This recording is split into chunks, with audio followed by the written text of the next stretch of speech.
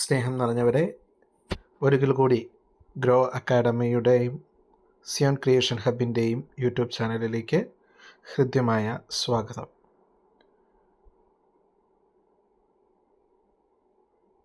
ആദ്യമായിട്ടാണ് നിങ്ങൾ നമ്മുടെ ചാനൽ കാണുന്നതെങ്കിൽ സബ്സ്ക്രൈബ് ചെയ്യാൻ മറക്കരുത് എന്ന കാര്യം പ്രത്യേകം ഓർമ്മിപ്പിക്കുന്നു. നമ്മുടെ online കേട്ടറ്റ് category 2 social science main subject ആക്കിയും അതുപോലെ സ്പോക്കൺ ഇംഗ്ലീഷ് ബേസിക് ലെവലിലുള്ളവർക്ക് വേണ്ടിയിട്ടുമുള്ള ബാച്ച് ഉടൻ ആരംഭിക്കുന്നതാണ്. അപ്പോൾ അഡ്മിഷൻ സ്റ്റാർട്ട് ചെയ്തിട്ടുണ്ട്. ആ കാര്യം പ്രത്യേകമായിട്ട് ആദ്യം തന്നെ ഓർമ്മിപ്പിക്കുകയാണ്. അപ്പം ആദ്യമായിട്ട് ചാനൽ കാണുന്നവർ സബ്സ്ക്രൈബ് ചെയ്യാനും ഷെയർ ചെയ്യാനും മറക്കരുതെന്നുള്ള കാര്യം പ്രത്യേകമായിട്ട് അപേക്ഷിക്കുകയാണ്, ഓർമ്മിപ്പിക്കുകയാണ്. നിങ്ങളെപ്പോലുള്ളവരുടെ ഓരോരുത്തരുടെയും സപ്പോർട്ടാണ് നമ്മുടെയൊക്കെ വിജയം എന്ന് പറയുന്നത്. Okay, once again welcome back to our YouTube channel.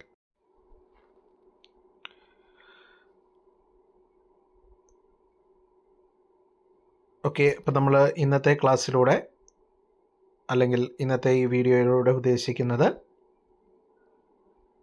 2026 ഫെബ്രുവരി മാസം 21-ാം തീയതി ശനിയാഴ്ച നടന്ന Kerala teachers eligibility test KTET category 2 psychology, child development and pedagogy based ആയിട്ടുള്ള ചോദ്യങ്ങളാണ് ഡിസ്കസ് ചെയ്യുന്നത്. ഇതൊരു ഒഫീഷ്യൽ ആൻസർ കീ ആയിട്ട് പരിഗണിക്കരുതെന്നുള്ള കാര്യം വീണ്ടും ഓർമ്മിപ്പിക്കുകയാണ്. 30 ചോദ്യം, ആദ്യത്തെ 30 ചോദ്യമാണ് ഈ ഒരു കാറ്റഗറിയിൽ വരുന്നത്. നമുക്ക് ചോദ്യത്തിലേക്ക് കടക്കാം. ചോദ്യത്തിലേക്ക് കടക്കുന്നതിന് മുമ്പ് ഒരിക്കൽ കൂടി ഓർമ്മിപ്പിക്കുന്നു, ആദ്യമായിട്ടാണ് നമ്മുടെ ചാനൽ കാണുന്നതെങ്കിൽ സബ്സ്ക്രൈബ് ചെയ്യുക, സപ്പോർട്ട് ചെയ്യുക. അതുപോലെ ഈ ചോദ്യങ്ങൾ ഒഫീഷ്യൽ ആൻസർ കീ ആയിട്ട് ഒരിക്കലും പരിഗണിക്കരുത് എന്നുള്ള കാര്യം താഴ്മയായി ഓർമ്മിപ്പിക്കുന്നു. ഫസ്റ്റ് ക്വസ്റ്റ്യൻ, ഒന്നാമത്തെ ചോദ്യം. കേരളത്തിലെ പൊതുവിദ്യാഭ്യാസ വകുപ്പ് ആത്യന്തിക വിലയിരുത്തലുമായി ബന്ധപ്പെട്ട് സ്കൂൾ തലത്തിൽ 2025-26 അധ്യയന വർഷം മുതൽ നടപ്പിലാക്കിയ പരിഷ്കാരം. ഉത്തരം ഓപ്ഷൻ ബി ആണ് ശരിയായിട്ടുള്ള ഉത്തരം വരുന്നത്. തൊട്ടടുത്ത ക്ലാസ്സിലേക്കുള്ള ക്ലാസ് കയറ്റത്തിന് ഓരോ വിഷയത്തിനും പ്രത്യേകമായി ആത്യന്തിക വിലയിരുത്തലുമായി ബന്ധപ്പെട്ട പരീക്ഷയ്ക്ക് മിനിമം 33% സ്കോറെങ്കിലും നേടിയിരിക്കണം. ഇതാണ് പുതിയ പരിഷ്കാരം. ഒന്നാമത്തെ ചോദ്യത്തിൻ്റെ ഉത്തരം ഒരിക്കൽ കൂടി ഓർമ്മിപ്പിക്കുന്നു, ഓപ്ഷൻ ബി.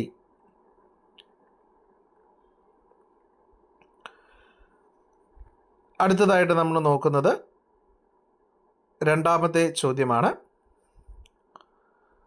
ലൈസുമാൻ്റെ ബുദ്ധിമാനം, അതായത് IQ 100-ൽ താഴെയാണ്. കൂടാതെ മാനസിക വയസ്സ് 14. ശാരീരിക വയസ്സുമായി ബന്ധപ്പെട്ട 4 പ്രസ്താവനകൾ ചുവടെ കൊടുക്കുന്നുണ്ട്.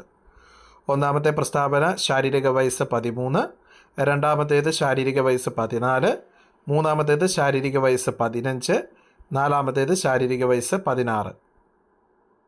എങ്കിൽ ലൈസുമാൻ്റെ ശാരീരിക വയസ്സിനെ സംബന്ധിച്ച് ചുവടെ കൊടുത്തിരിക്കുന്നതിൽ ശരിയായ പ്രസ്താവന ഏത് എന്നാണ് ചോദ്യം. ഉത്തരം ഓപ്ഷൻ ബി ആണ്. പ്രസ്താവന 3ഉം 4ഉം എന്നിവ, അതായത് ശാരീരിക വയസ്സ് 15ഉം 16ഉം എന്നുള്ള 3ഉം 4ഉം ഓപ്ഷൻസ് വരുന്ന ഇതാണ് ശരിയായിട്ടുള്ള ഉത്തരം, അതായത് ഓപ്ഷൻ ബി. രണ്ടാമത്തെ ചോദ്യത്തിൻ്റെ ഉത്തരം ഓപ്ഷൻ ബി. മൂന്നാമത്തെ ചോദ്യം. കുട്ടികൾ രക്ഷിതാക്കളിൽ നിന്നുള്ള ശിക്ഷ ഒഴിവാക്കാൻ വേണ്ടി വളരെ നല്ല രീതിയിൽ പെരുമാറാറുണ്ട്. ലോറൻസ് കോൾബർഗ് നിർദ്ദേശിച്ചിട്ടുള്ള ഏത് ധാർമ്മിക വികാസ ഘട്ടത്തിലാണ് കുട്ടികൾ ഇപ്രകാരം പെരുമാറുന്നത്? ഉത്തരം വരുന്നത് മൂന്നാമത്തെ ചോദ്യത്തിൻ്റെ ഉത്തരം ഓപ്ഷൻ ബി ആണ്. വ്യവസ്ഥാപിത പൂർവ്വതലം. വ്യവസ്ഥാപിത പൂർവ്വതലം അഥവാ പ്രീ കൺവെൻഷണൽ ലെവലാണ് ശരിയായിട്ടുള്ള ഉത്തരം. നാലാമത്തെ ചോദ്യം. ചുവടെ കൊടുത്തിരിക്കുന്നവയിൽ എക്സെപ്ഷണൽ വിഭാഗത്തിൽ ഉൾപ്പെടാത്ത കുട്ടികൾ ഏത്? Okay. Which of the following is not included in the category of exceptional children? Okay, കൂട്ടത്തിൽ പെടാത്തത് ഏതെന്നുള്ളൊരു രീതിയിലുള്ള ചോദ്യമാണ്. ഉൾപ്പെടാത്ത കുട്ടികൾ ഏത് എന്നുള്ളതാണ്. 4ാമത്തെ ചോദ്യത്തിൻ്റെ ഉത്തരം ഓപ്ഷൻ സി, പൊണ്ണത്തടിയുള്ള കുട്ടികൾ. ഓപ്ഷൻ സി, പൊണ്ണത്തടിയുള്ള കുട്ടികൾ.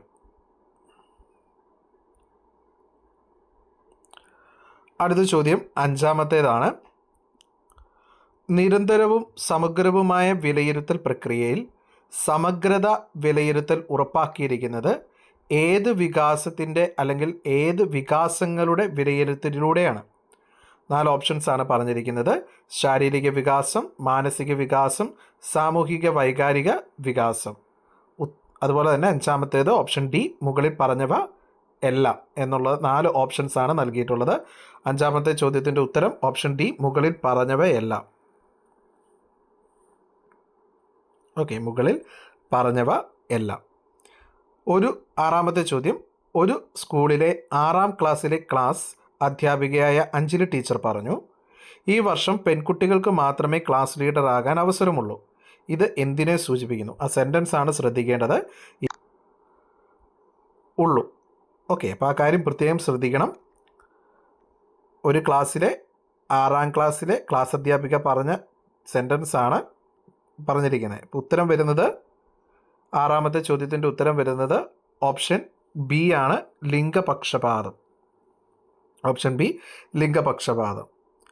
അടുത്തത് 7ാമത്തെ ചോദ്യം. ചുവടെ നൽകിയിട്ടുള്ളവയിൽ നിന്ന് റോബർട്ട് എം ഗാഗ്നെ മുന്നോട്ട് വെച്ച പഠന മേഖലകൾ ശരിയായത് കണ്ടെത്തി എഴുതുക. 7ാമത്തെ ചോദ്യത്തിൻ്റെ ഉത്തരം ഓപ്ഷൻ ബി ആണ് ശരിയായിട്ടുള്ള ഉത്തരം വരുന്നത്.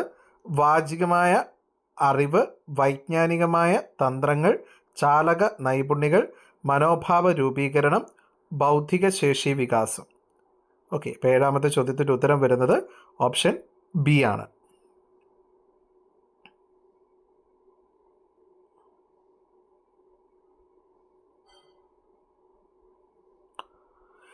എട്ടാമത്തെ ചോദ്യം.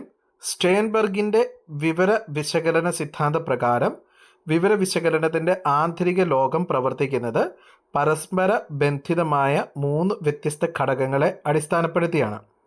അവയിൽ ഏറ്റവും ശരിയായത് ചുവടെയുള്ളവയിൽ നിന്നും തിരഞ്ഞെടുക്കുക എന്നാണ് പറഞ്ഞിരിക്കുന്നത്. 4 ഓപ്ഷൻ കൊടുത്തിട്ടുണ്ട്. അതിൽ ഏറ്റവും ശരിയായത് വേണം നമ്മൾ സെലക്ട് ചെയ്യാനായിട്ട്. 8ാമത്തെ ചോദ്യത്തിൻ്റെ ഉത്തരം ഓപ്ഷൻ എ, അറിവ് നേടൽ ഘടകം, പ്രകടന ഘടകം, അതീത ഘടകം. 9ാമത്തെ ചോദ്യം.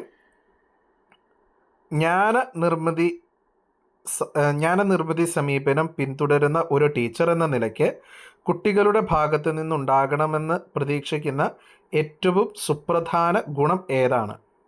ഓക്കെ, 9ാമത്തെ ചോദ്യത്തിൻ്റെ ഉത്തരമായിട്ട് വരുന്നത് ഓപ്ഷൻ സി, ക്രിയാത്മക വ്യക്തിഗത ചിന്തയാണ്. ക്രിയാത്മക വ്യക്തിഗത ചിന്ത, 9ാമത്തെ ചോദ്യത്തിൻ്റെ ഉത്തരം ഓപ്ഷൻ സി. അടുത്തതായിട്ട് നമ്മൾ നോക്കുന്നത് 10ാമത്തെ ചോദ്യമാണ്. വളർച്ചയുമായി ബന്ധപ്പെടുത്തി പ്രസ്താവനകൾ ചുവടെ കൊടുക്കുന്നു. 1, വളർച്ച പലപ്പോഴും പഠനത്തെയും പരിപക്വനത്തെയും സ്വാധീനിക്കുന്നു. 2, വളർച്ചയിലൂടെ വികാസം ഉണ്ടാകുകയോ ഉണ്ടാകാതിരിക്കുകയോ ചെയ്യാം. 3, വളർച്ച ജനനം മുതൽ മരണം വരെയുള്ള നിരന്തര പ്രക്രിയയാണ്. 4, വളർച്ച ഗുണാത്മകമായ ഒരു മാറ്റമാണ്. എങ്കിൽ ചുവടെ കൊടുത്തിരിക്കുന്നവയിൽ ശരിയായിട്ടുള്ള പ്രസ്താവന ഏതെന്നാണ് ചോദിച്ചിട്ടുള്ളത്. ഇപ്പം 4 ഓപ്ഷൻസ് കൊടുത്തിട്ടുണ്ട്. 10ാമത്തെ ചോദ്യത്തിൻ്റെ ഉത്തരമായിട്ട് വരുന്നത് ഓപ്ഷൻ സി ആണ്. പ്രസ്താവന 1ഉം 2ഉം ആണ് ശരിയായിട്ടുള്ള ഉത്തരം. ഓപ്ഷൻ സി, 1ഉം 2ഉം പ്രസ്താവനകൾ ശരിയാണ്.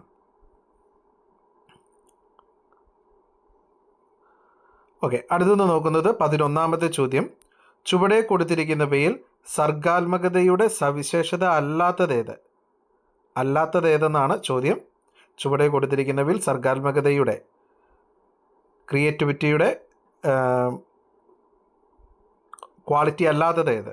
11ാമത്തെ ചോദ്യത്തിൻ്റെ ഉത്തരം വരുന്നത് ഓപ്ഷൻ ഡി, അയവില്ലായ്മ. അയവ് ഇല്ലായ്മ, റിജിഡിറ്റിയാണ് ഉത്തരം. Option D.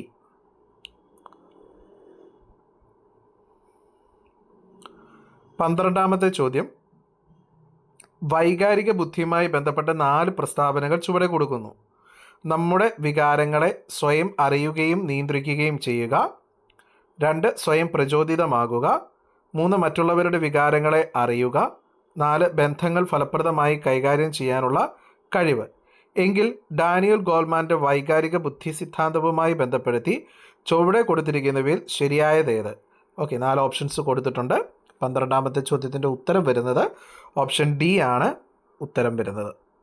പ്രസ്താവന 1, 2, 3, 4 എന്നിവ ശരിയാണ്. ഓക്കെ, ഓപ്ഷൻ ബി ആണ് ശരിയായിട്ടുള്ള ഉത്തരം. അടുത്തത് നോക്കുന്നത് 13ാമത്തെ ചോദ്യം. നേരിയ ബുദ്ധിപരമായ വെല്ലുവിളി നേരിടുന്ന ലുദയ എന്ന കുട്ടിയുടെ രക്ഷിതാവ്. എല്ലാ റെക്കോർഡുകളുമായി കുട്ടിയോടൊപ്പം സ്കൂളിലെത്തി. എന്നാൽ സ്കൂൾ പ്രധാനാധ്യാപകൻ കുട്ടിക്ക് പ്രവേശനം നിഷേധിച്ചു. ഏതെങ്കിലും സ്പെഷ്യൽ സ്കൂളിൽ പ്രവേശനം നേടാൻ അദ്ദേഹം പറഞ്ഞു. പ്രധാനാധ്യാപകൻ്റെ നടപടികൾ സംബന്ധിച്ച് ശരിയായിട്ടുള്ള തീരുമാനം ഏതാണ് എന്നാണ് ചോദ്യം. 13ാമത്തെ ചോദ്യത്തിൻ്റെ ഉത്തരം വരുന്നത് ഓപ്ഷൻ ബി ആണ്. ഉൾപ്പെടുത്തിയുള്ള വിദ്യാഭ്യാസ തത്വങ്ങൾ അനുസരിച്ച് പ്രധാനാധ്യാപകൻ കുട്ടിക്ക് നിർബന്ധമായും പ്രവേശനം നൽകണം. അധ്യാപകരെന്ന നിലയിൽ നമ്മൾ പ്രത്യേകമായിട്ട് അറിഞ്ഞിരിക്കേണ്ട കാര്യമാണ്. എല്ലാ വിദ്യാർത്ഥികൾക്കും ഒരു സ്കൂളിൽ പ്രവേശനം അനുവദിക്കേണ്ടതാണ്. ഓക്കെ, 14ാമത്തെ ചോദ്യത്തിലേക്ക് കടക്കുകയാണ്. മിഫന 6ാം ക്ലാസ്സിൽ പഠിക്കുന്നു. കമ്പ്യൂട്ടർ ഗ്രാഫിക്സിലും ചിത്രരചനയിലും അവൾക്ക് അതീവ സാമർഥ്യമുണ്ട്.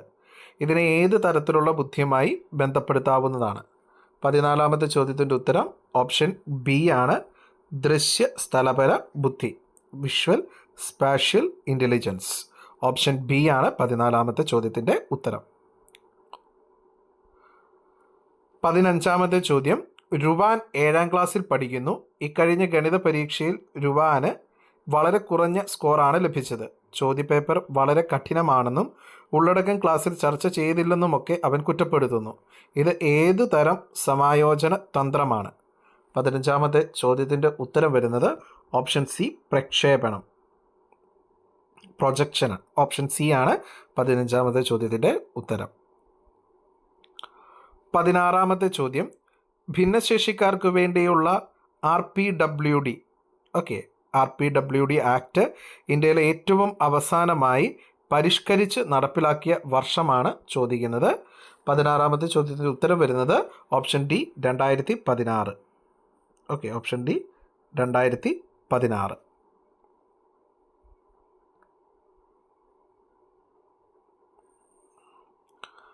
17ാമത്തെ ചോദ്യം.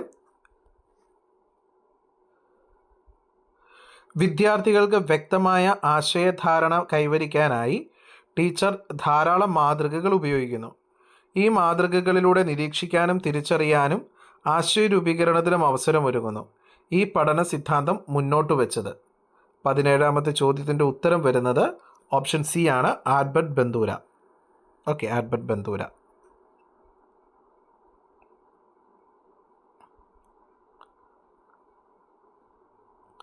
18ാമത്തെ ചോദ്യം. അഭിപ്രേരണയുമായി ബന്ധപ്പെട്ട ചില ആവശ്യ പ്രസ്താവനകൾ ചുവടെ കൊടുക്കുന്നു. 1. സാമൂഹികമായ അംഗീകാരം.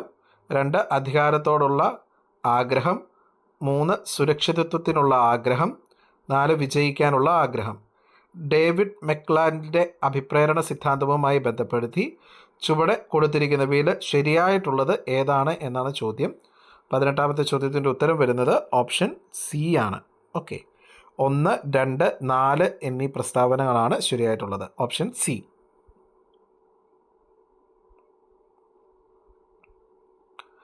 അടുത്തത് നോക്കുന്നത് 19ാമത്തെ ചോദ്യമാണ്. എല്ലാ കുട്ടികൾക്കും സ്വാഭാവികമായി ഭാഷ മനസ്സിലാക്കുന്നതിനുള്ള കഴിവുണ്ട്. അത്തരത്തിലൊരു ഭാഷാ സമാർജന ഉപകരണം, okay, LED, LAD, okay, language acquisition device എല്ലാ കുട്ടികളിലുമുണ്ട്. ഇതിനെ സാർവലൗകിക ഭാഷാ വ്യാകരണമെന്ന് വിശദീകരിക്കാവുന്നതാണ്. ഈ കോൺസെപ്റ്റ്, ഈ ആശയം മുന്നോട്ട് വെച്ച വ്യക്തി ആരെന്നാണ് ചോദ്യം. നമ്മൾ ഇംഗ്ലീഷിൽ അല്ലെങ്കിൽ ലാംഗ്വേജിൽ വളരെ പ്രാധാന്യത്തോട് കാണുന്ന ഒരു മേഖലയാണ് ലാഡ് എന്ന് പറയുന്നത്, ലാംഗ്വേജ് അക്വിസിഷൻ ഡിവൈസ്. ഇതിൻ്റെ ഉത്തരം വരുന്നത് 19ാമത്തെ ചോദ്യത്തിൻ്റെ ഉത്തരം വരുന്നത് ഓപ്ഷൻ സി, നോം ചോംസ്കിയാണ്. 20ാമത്തെ ചോദ്യം. താഴെ പറയുന്നവയിൽ ഡേവിഡ് പോൾ അസുബലിൻ്റെയും ജെറോം എസ് ബ്രൂണറുടെയും പഠന സിദ്ധാന്തങ്ങളിൽ പൊതുവായിട്ടുള്ളത് 20ാമത്തെ ചോദ്യത്തിൻ്റെ ഉത്തരം വരുന്നത് ഓപ്ഷൻ എ ആണ്. രണ്ടും ജ്ഞാനാർജനം ലക്ഷ്യമിടുന്നു. Both aims at acquisition of knowledge. Option A.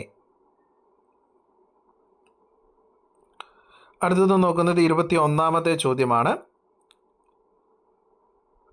ചുവടെ കൊടുത്തിരിക്കുന്ന ഫ്ലോ ചാർട്ട് ശ്രദ്ധിക്കുക. നന്നായിട്ട് നോക്കിയിട്ടാണ് നമ്മൾ ഉത്തരത്തിലേക്കൊക്കെ കടക്കാവുള്ളൂ എന്നുള്ളത് ഓരോ ക്ലാസ്സിലും പ്രത്യേകം ഓർമ്മപ്പെടുത്തുന്ന കാര്യമാണ്. ഫ്ലോ ചാർട്ട് ശ്രദ്ധിച്ച ശേഷം സ്വാംശീകരണം, സംസ്ഥാപനം എന്നിവയ്ക്കിടയിലുള്ള സംഘർഷങ്ങളാണ് വൈജ്ഞാനിക വികാസത്തിന് അടിസ്ഥാനം. ഈ സിദ്ധാന്തം മുന്നോട്ട് വെച്ചത് ആരാണ് എന്നാണ് ചോദ്യം. ഉത്തരം വരുന്നത് ഓപ്ഷൻ ഡി, ജീൻ പിയാഷെയാണ്. ജീൻ പിയാഷെ. അപ്പോൾ 21ാമത്തെ ചോദ്യത്തിൻ്റെ ഉത്തരം ഓപ്ഷൻ ഡി. 22ാമത്തെ ചോദ്യം. തൻ്റെ ക്ലാസ്സിലെ കുട്ടികളുടെ സാമൂഹിക ബന്ധം വിലയിരുത്തുവാൻ നിസുത ടീച്ചർ തീരുമാനിച്ചു. ചുവടെ കൊടുത്തിരിക്കുന്നവയിൽ ഏതു രീതിയാണ് ഇതിന് ഏറ്റവും അനുയോജ്യമായിട്ടുള്ളത്? 22ാമത്തെ ചോദ്യത്തിൻ്റെ ഉത്തരം വരുന്നത് ഓപ്ഷൻ ഡി, സോഷ്യോമെട്രി. ഓക്കെ, സോഷ്യോമെട്രിയാണ് 22ാമത്തെ ചോദ്യത്തിൻ്റെ ഉത്തരം. Option D.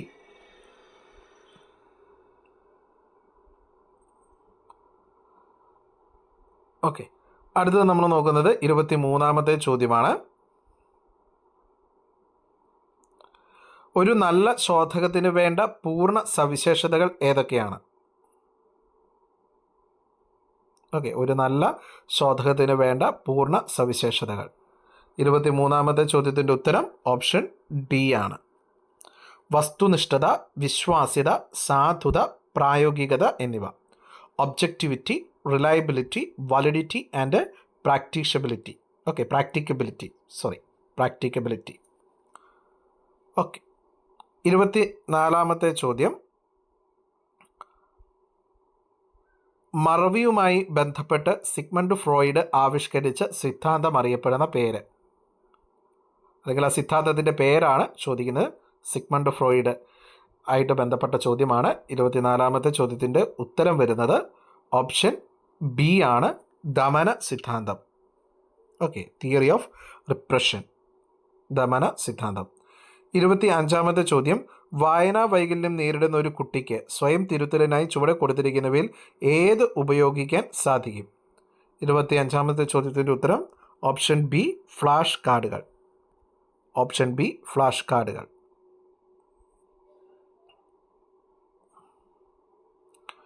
26ാമത്തെ ചോദ്യം. അധ്യാപന പഠന പ്രക്രിയയിൽ ഉപയോഗിക്കുന്ന ചില രീതികൾ ചുവടെ കൊടുക്കുന്നു. കുട്ടികളിൽ വിമർശനാത്മക ചിന്ത പരിപോഷിപ്പിക്കുന്നതിന് തികച്ചും അനുയോജ്യമല്ലാത്ത രീതി ഏതെന്നാണ് ചോദ്യം. 26ാമത്തെ ചോദ്യം. ക്വസ്റ്റ്യൻസ് വായിക്കുമ്പോൾ ശ്രദ്ധിച്ചിട്ട് വേണം നമ്മൾ ഉത്തരത്തിലേക്ക് പോകാനുള്ള എന്ന് പ്രത്യേകം പറഞ്ഞ കാര്യങ്ങൾ ഓർമ്മയിൽ ഉണ്ടാവണം. ഓക്കെ, അപ്പം ശ്രദ്ധിക്കാതെ ഉത്തരത്തിലേക്ക് പോയി കഴിഞ്ഞാൽ ഉത്തരം തെറ്റിപ്പോവും. 26ാമത്തെ ചോദ്യത്തിൻ്റെ ഉത്തരം വരുന്നത് ഓപ്ഷൻ എ ആണ്, ഭാഷണ രീതി. 27ാമത്തെ ചോദ്യം. പ്രതികരണത്തെ തുടർന്ന് സുഖകരമായ അവസ്ഥയാണ് സംജാതമാകുന്നതെങ്കിൽ ആ പ്രതികരണം ആവർത്തിക്കപ്പെടാനുള്ള പ്രവണതയുണ്ടാകും. നേരെ മറിച്ച് പ്രതികരണത്തെ തുടർന്ന് അസുഖകരമായ അവസ്ഥയാണ് സംജാതമാകുന്നതെങ്കിൽ ആ പ്രതികരണം ആവർത്തിക്കാനുള്ള സാധ്യത വിരളമാണ്. E.L. തോണ്ടൈക്കിൻ്റെ ഏത് പഠന സിദ്ധാന്തമാണ് ഈ പ്രതിഭാസം വിശദമാക്കുന്നത്? ഉത്തരം വരുന്നത് ഓപ്ഷൻ സി ആണ്, ഫലനിയമം. Okay, law of effect. 27ാമത്തെ ചോദ്യത്തിൻ്റെ ഉത്തരം ഓപ്ഷൻ സി. 28ാമത്തെ ചോദ്യം. ഗോർഡൻ ഡബ്ല്യു ആൽപോർട്ട് മുന്നോട്ട് വെച്ച വ്യക്തിഗത പഠനവുമായി ബന്ധപ്പെട്ട ട്രെയ്റ്റ് തിയറിയിൽ ഉൾപ്പെടാത്തത് ഏത്? ഉത്തരം ഓപ്ഷൻ ഡി ആണ്, പ്രൈമറി ട്രെയ്റ്റ്.